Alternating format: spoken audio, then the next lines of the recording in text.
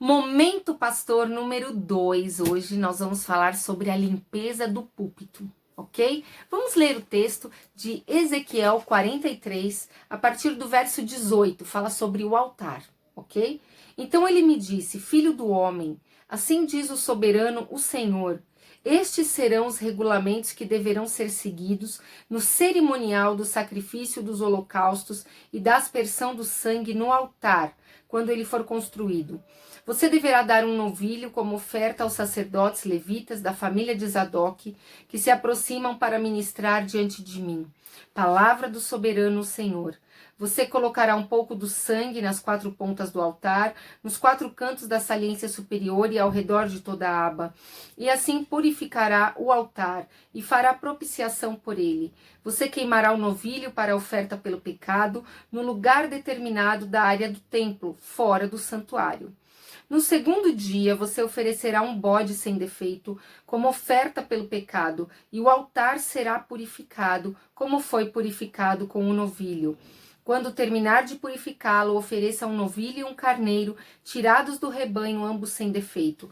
Você os oferecerá perante o Senhor, e os sacerdotes deverão pôr sal sobre eles e sacrificá-los como holocausto ao Senhor. O texto segue, ok? Estamos em Ezequiel 43, onde está falando sobre a glória que retorna ao templo. Esse é o nosso desejo. Tudo que fazemos é para que a glória do Senhor se manifeste em nós e através de nós, e principalmente para aqueles que ainda não a conhecem, não é verdade?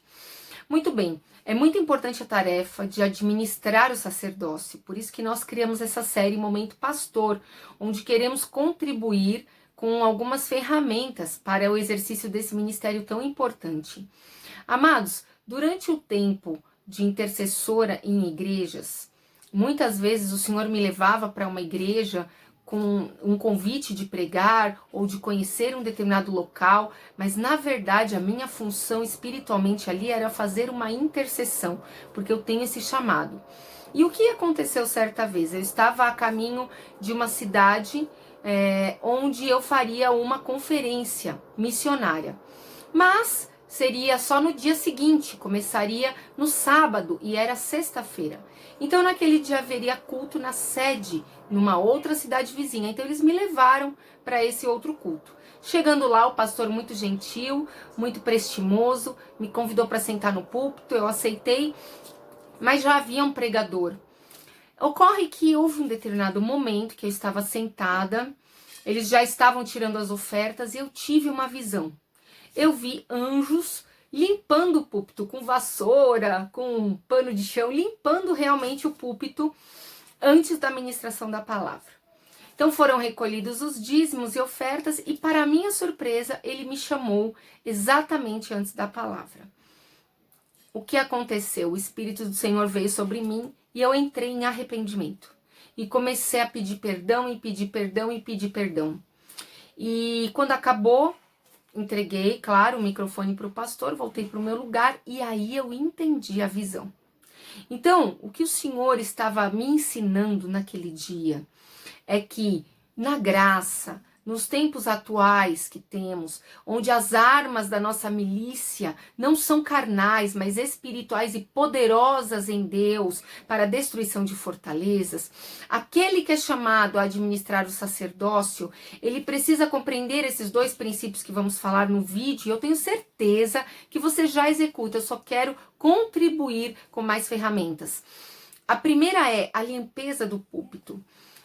É muito importante a gente saber que um sacerdote, ele está executando a tarefa, né, intercessória. Ele representa o povo diante de Deus.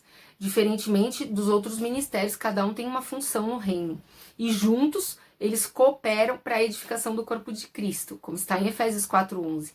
Mas o sacerdote, ele precisa constantemente fazer o quê? A limpeza do púlpito. Como? Arrependimento. Não foi esse o único lugar. Eu estive em vários lugares onde a minha inclinação, a minha tendência, eu só conseguia me colocar de joelhos e pedir perdão. Me colocar de joelhos e me arrepender pelos pecados. Bom, eu quero compartilhar ainda outros exemplos, ok?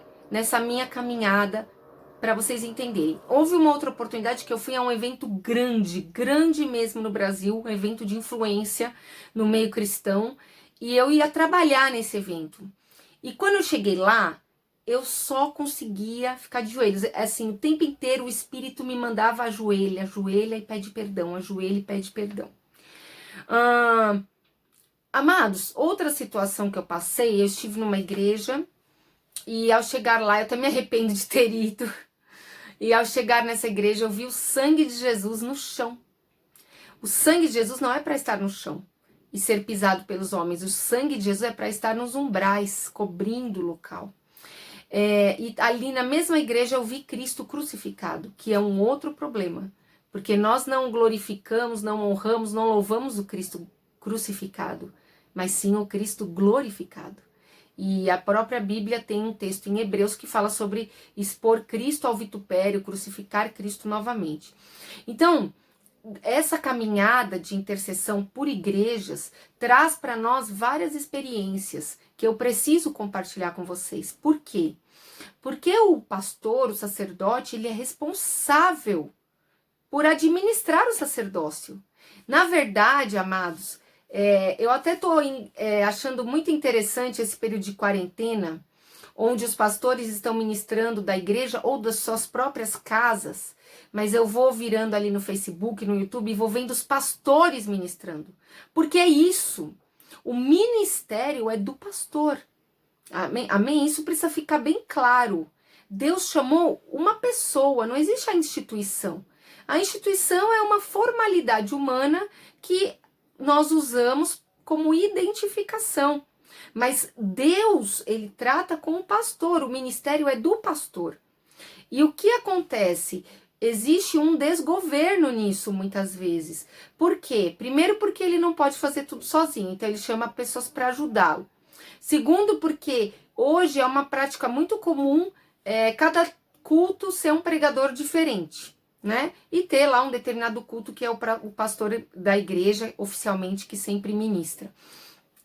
Então, o que é preciso agora? Entender que alguns cuidados são necessários. Por isso nós criamos esse vídeo que o Espírito Santo nos deu. Às vezes, inclusive, eu estava traduzindo um profeta de fora e eu parei o culto. Por quê, amados? Eu não era pessoa de autoridade no momento, era o profeta que estava pregando. Mas estava uma coisa absurda. O pecado dentro da igreja, tinha pessoas paquerando na hora da palavra. Só que assim, tem pessoas que já estão num grau de insensibilidade, do tipo, ela tá exagerando. Não tô exagerando, eu tenho discernimento de espíritos. Se eu estou no púlpito, estou em posse da autoridade, pecado está acontecendo agora na igreja, eu sou responsável. Vocês entendem isso? É a pessoa que está executando. Então, sobre a vida dela, a condenação que vai sobre ela, é problema dela, sim, mas eu estou administrando o sacerdócio, eu estou em posse da autoridade. Eu não posso permitir que isso aconteça debaixo do meu nariz, não. Que eu veja, não. Eu não posso ser conivente com isso. Vou dar um outro exemplo. Outro dia eu fui à igreja acompanhada, sentamos no púlpito e tinha uma moça na primeira fila, que eu não preciso nem falar, né? Que era uma saia absolutamente inapropriada. É um assunto comum do meio cristão e infelizmente a gente vive esses problemas, né? Eu li uma frase certa vez que diz assim, não é a veste que te leva para o céu, mas quem vai para o céu sabe se vestir. É bacana isso. E aí o que aconteceu? Eu vi claramente, Deus deu discernimento, havia um espírito. Olha o que aconteceu. Nesse dia o Senhor falou, só interceda. E eu só intercedi e eu pude saber quando o Senhor interviu e 2 anjos retiraram o espírito da moça. Eu fechei os olhos, comecei a agradecer a Deus, louvá-lo e glorificá-lo. Sabe o que aconteceu quando eu abri os olhos? A moça não estava no primeiro banco, ela estava no 3º banco. Ela sozinha, quando o espírito ruim saiu dela, ela parou de ter aquela influência pecaminosa, ela mesma se viu totalmente desapropriada e mudou de banco, não saiu do culto. Então, o que é isso, amados? É intercessão. o que as pessoas precisam entender quando elas estão administrando o sacerdócio é que elas são responsáveis pelo que acontece na igreja. Ou corresponsáveis, se você quiser chamar assim, mas perante Deus, enquanto o cuidado da noiva é o responsável. Amém? Então, fechar os olhos não isenta a pessoa de não ser cobrada por Deus num futuro. Não isenta. Porque Deus vai falar, eu te pus ali, eu te dei autoridade, e cadê que você não exerceu? Cadê que você não intercedeu? Cadê que você não foi exemplo? Cadê que você não colocou ordem? Não tirou o que é profano? Porque nós não vamos tirar ninguém do culto, nós temos que tirar o quê? A nossa luta não é contra carne e sangue. Nós temos que interceder. Agora é fato, amados. A intercessão, ela tem uma função, mas ela não vai salvar ninguém. Salvação da alma é através do quê? Arrependimento. Então, é óbvio que se ocorre uma evidência, uma ocorrência dessa, o que a pessoa tem que fazer? Se ela for dirigida pelo Espírito Santo a ministrar na hora, numa salinha, ela ministra. Se não, acabando o culto, ela já aborda a pessoa e trata aquela pessoa. Esse seria o jeito certo, não só expulsar o demônio, mas também conversar com aquela pessoa para saber o que na alma dela ou na conduta dela, o que está acontecendo na vida dela que está trazendo essa legalidade. Só que o problema, quando você é um sacerdote, é que essas coisas influenciam a noiva, influenciam a nave da igreja, contaminam a atmosfera. Então, por exemplo, a gente pode ter outros novos convertidos, outras pessoas que estão lutando contra esse pecado, contra pecado de lascívia, contra esse tipo de pecados, que estão ali, sujeitas à ação desse espírito. Entendem isso? Então, é muito sério. Então, aí nós entramos no pecado da nave da igreja. Agora, e o pecado do púlpito? Pior. Porque, amados, é assim, eu quero que vocês entendam que o exemplo nosso de santidade é Deus. O exemplo nosso de santidade é Jesus. Eu não estou aqui falando como exemplo de santidade. Eu estou falando como testemunha do que tenho visto e vivido e intercedido. E estou compartilhando ferramentas para que os ministros possam atuar ainda melhor, de maneira ainda mais eficaz no seu ministério. Ok? O nosso desejo é um corpo são. E o que é importante saber? Que quando uma pessoa ministra, canta, Surya Alabadaravassou, ela passa do que há nela. Ok? Quem tem discernimento de espírito sabe disso. É muito nítido. Orgulho e qualquer coisa.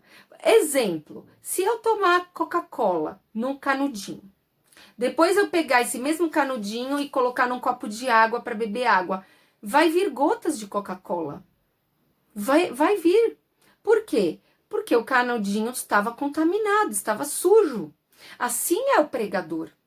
Se um pregador ele teve alguma incidência e ele não se limpou devidamente, ele não se arrependeu, talvez ele nem é consciente desse pecado. O orgulho é um desses pecados que faz a pessoa não ser totalmente consciente sempre de que ela está em pecado.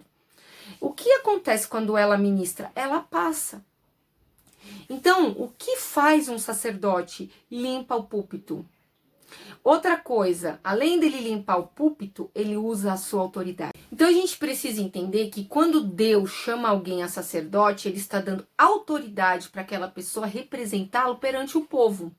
Então, aqui no Antigo Testamento, você viu, eles sacrificavam. E a gente sabe que antes deles matarem o animal, eles impunham as mãos sobre o animal e transferiam simbolicamente os pecados para o animal.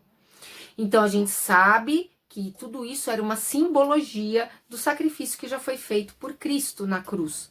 Então o que nós precisamos é o quê? Adquirir consciência do pecado e orar em arrependimento. E claro, se é arrependimento, com mudança de atitude.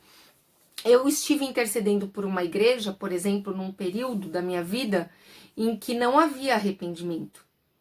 Então, deu um determinado tempo, eu fui removida de lá, dirigida para outro trabalho e, infelizmente, a igreja entrou num processo difícil.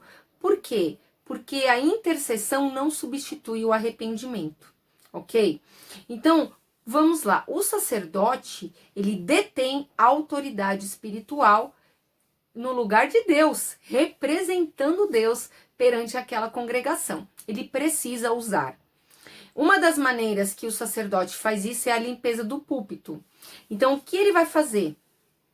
De quando em quando, claro, primeiro ele precisa estar limpo, né? Se arrepender dos seus pecados, pode jejuar, pode entrar num propósito de X dias. Nós temos no nosso livro de intercessão de verdade um propósito de 21 dias de arrependimento com tópicos muito importantes, os quais a gente nem todo dia se lembra de se arrepender, como independência, justiça própria, engano, falsidade, superficialidade, pecados que a gente comete até costumeiramente e esquece de pedir perdão. Então, é muito importante o sacerdote entrar num período de arrependimento para limpar a sua vida e entrar em um período de arrependimento pelos pecados da igreja, pelos pecados que acontecem dentro da igreja, pelos pecados que acontecem no púlpito, pelo pecado da omissão, por exemplo, de ver coisas e não agir. Amados, vocês se lembram de Atos 5, onde Pedro declara a morte de Ananias e depois declara a morte de Safira? E ambos são enterrados. E o que aconteceu ali? O Espírito Santo mudou? Não. Quem mudou? Os profetas mudaram. Porque o temor do Senhor estava ali naquela congregação. E depois que aconteceu isso, diz a palavra que aumentou tanto o temor do Senhor que toda a comunidade tinha eles em alta estima. O temor do Senhor. Ok? Então, o sacerdote, ele é responsável por deixar que o Espírito Santo se manifeste dessa maneira também. Porque é uma das 7 faces do Espírito Santo. Tá lá os 7 Espíritos de Deus em Isaías 11. Nós precisamos entender que é o espírito de temor do Senhor. O que o sacerdote precisa, então? Pedir perdão pelos pecados do púlpito, pelos pecados da nave, por todos os pecados que acontecem ali, pelos pecados da igreja em relação à comunidade, pelas falhas que a igreja tem, pelas coisas que a igreja não tem feito.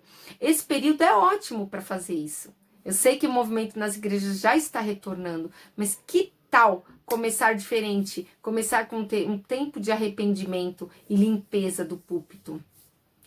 Aqui, por exemplo, em Ezequiel, eles usaram sal.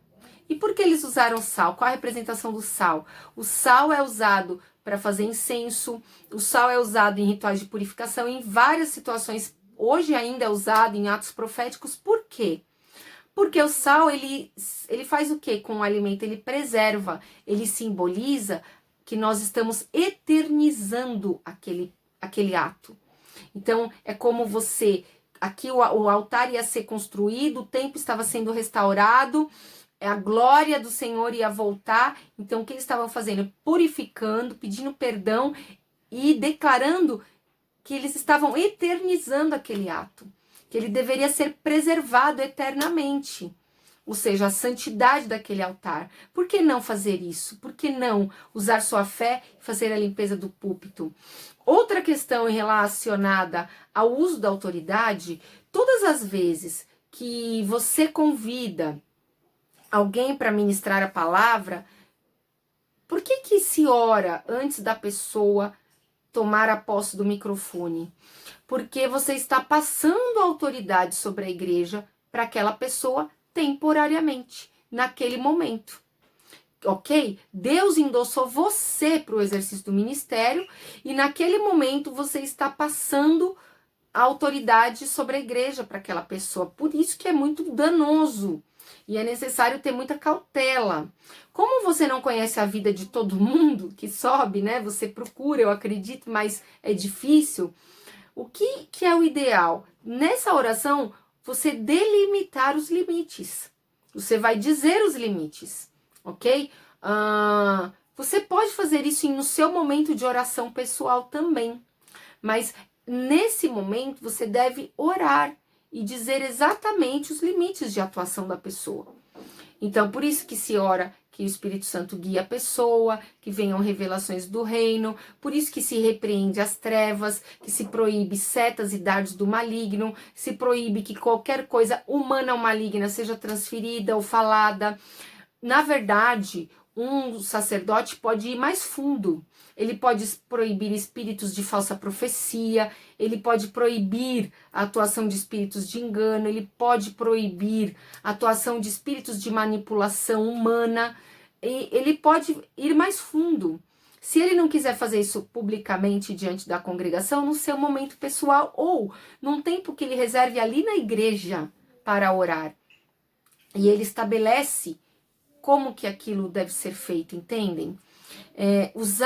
Saber usar a autoridade espiritual sacerdotal é uma riqueza e uma chave para o sucesso do ministério, não perante os homens, mas perante Deus, ok?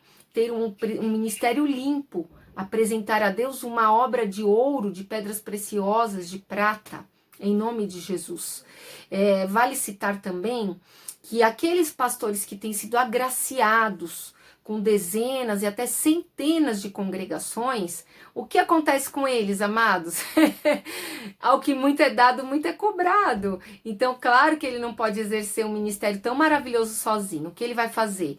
Nomear pessoas capazes, mas ele continua sendo autoridade representativa, ele continua sendo responsável por representar Deus e, portanto, estabelecer os limites e o que deve ser feito e o que não pode ser feito. Não só na conduta do povo, mas também limpando espiritualmente, né? Então, a carga intercessória desse pastor presidente vai ser grande. Ele precisa ter intercessores que vão ajudá-lo. Ok? Então, esse foi o Momento Pastor número 2. Se vocês precisarem, nós estamos aqui para ajudar em qualquer dúvida, ok?